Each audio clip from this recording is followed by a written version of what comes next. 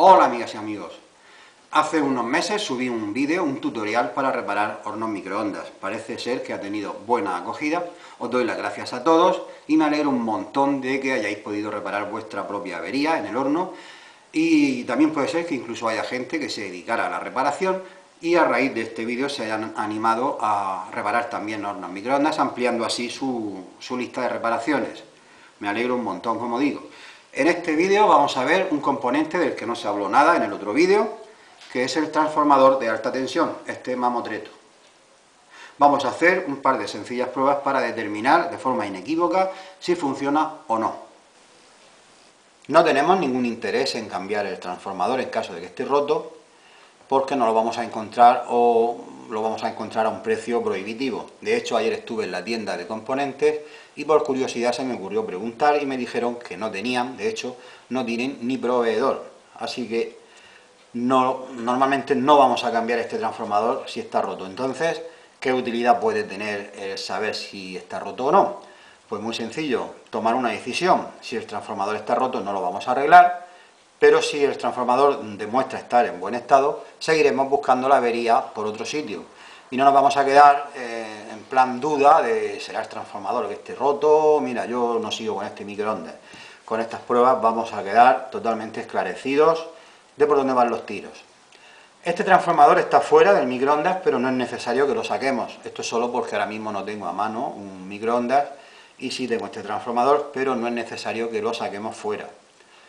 Lo que sí que tenemos que hacer antes de tocar nada, como aviso en el otro vídeo, es el protocolo de seguridad. Ya sabéis, desconectamos de la red antes de quitar la tapa y después vamos a hacer el protocolo de descarga del condensador de alta tensión.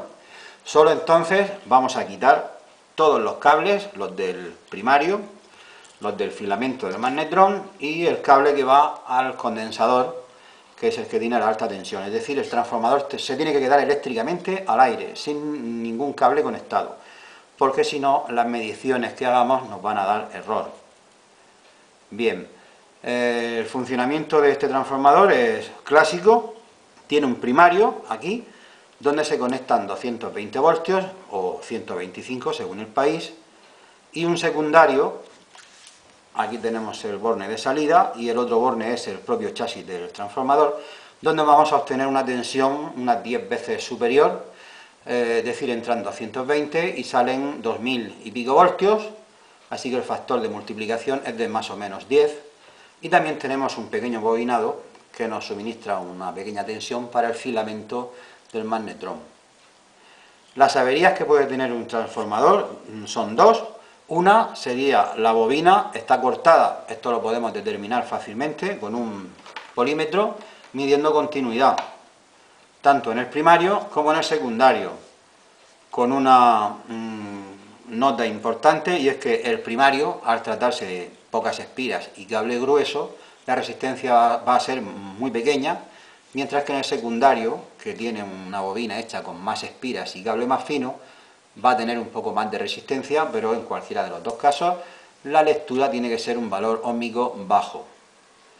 La otra avería, que sería que las bobinas entran en cortocircuito, es decir, las espiras que llevan de cobre, en algún punto el esmalte aislante se va y hacen contacto eléctricamente. En ese caso el transformador o bien deja de funcionar o lo hace con sus características alteradas, no va a funcionar bien. Esta segunda avería no podemos comprobarla con el polímetro porque nos va a seguir dando una lectura baja y no hay más remedio que hacer la prueba dinámica, es decir, hacerlo funcionar. Pero lo vamos a hacer funcionar en unas condiciones de seguridad. No se nos va a ocurrir poner aquí 220 voltios para obtener aquí 2500 voltios o más, porque nos podemos quedar fritos. Y lo vamos a hacer con 12 voltios nada más.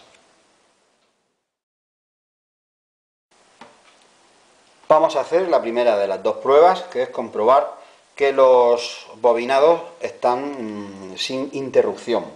Para eso, como dije, vamos a utilizar un polímetro y vamos a ir comprobando todos los bobinados. Empezamos con el primario, que es donde se conectan los 220 voltios. Se trata de un bobinado con no muchas vueltas y cable relativamente grueso, con lo que cabe esperar una resistencia baja.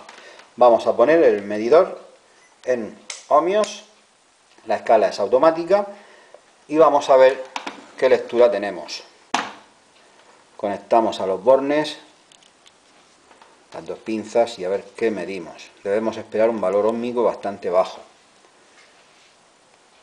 A ver si hay buen contacto, eso es. Ahí tenemos 2,6 ohmios.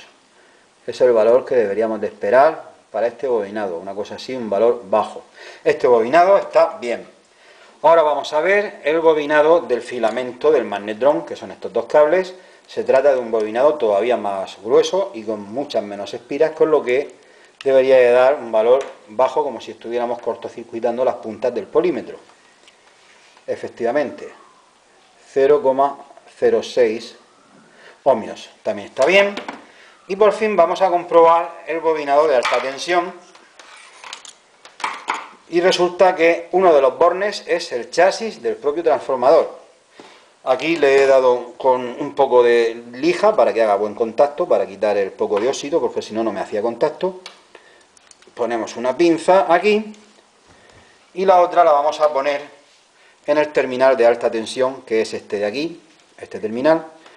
Y como esta bobina contiene bastantes más vueltas y es un cable más fino, deberíamos de tener un valor óhmico más elevado, efectivamente, 107 ohmios más o menos, es un valor correcto. O sea que este transformador, en cuanto a continuidad de las bobinas, está perfectamente.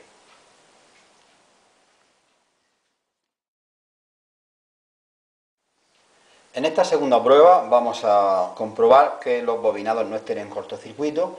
Bueno, en realidad vamos a probar el funcionamiento del transformador, porque lo vamos a hacer funcionar, pero no con su tensión nominal de 220 voltios, que eso sería una burrada, trabajar en estas condiciones con 3000 voltios. Aquí lo vamos a hacer con una tensión mucho menor. En lugar de 240 voltios o 220, le vamos a poner 12 voltios, es decir, una tensión 20 veces menor. Con lo que en el secundario también vamos a tener una tensión 20 veces menor, unos 100 y pico voltios.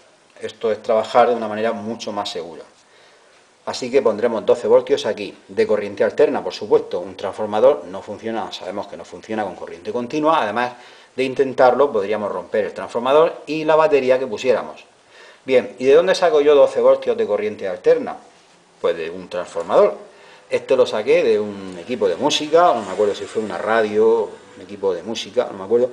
Pero vamos, es un transformador de lo más normal. Tiene su primario con 220 voltios de entrada y el secundario con 12 voltios. La potencia es de 1 amperio, pero podría valer uno con la mitad, con medio amperio sería suficiente. Si no lo encontráis de un equipo viejo, pues se puede comprar. Estos transformadores no son caros y son una valiosa herramienta para el taller. Vale, pues vamos a hacer el montaje. Vamos a conectar a la entrada de 220 voltios con este cable, 220 voltios, pero eso será lo último que vamos a hacer. Ahora solamente vamos a conectar los cables. El enchufe lo pondremos lo último. Conectamos al primario, 220 voltios. Y los 12 voltios del secundario los vamos a conectar a la entrada del transformador del microondas con estas pinzas. Uno y el otro cable. Vale.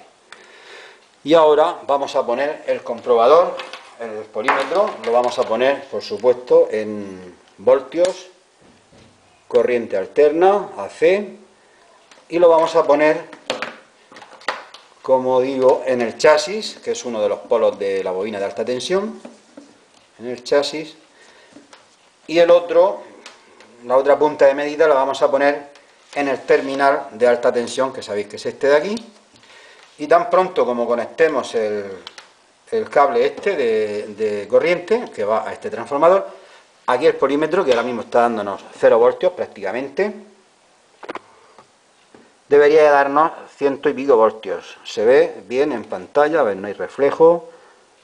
Sí, se ve, vale. Parece que no se ve muy bien. Ahora voy a conectar y a ver si medimos alguna tensión. Efectivamente, Estamos teniendo 117 voltios, por lo tanto este transformador está funcionando perfectamente. Otra forma de comprobar que el transformador está trabajando en esta prueba dinámica, si no disponemos de un polímetro, es utilizando una lamparita de neón como esta.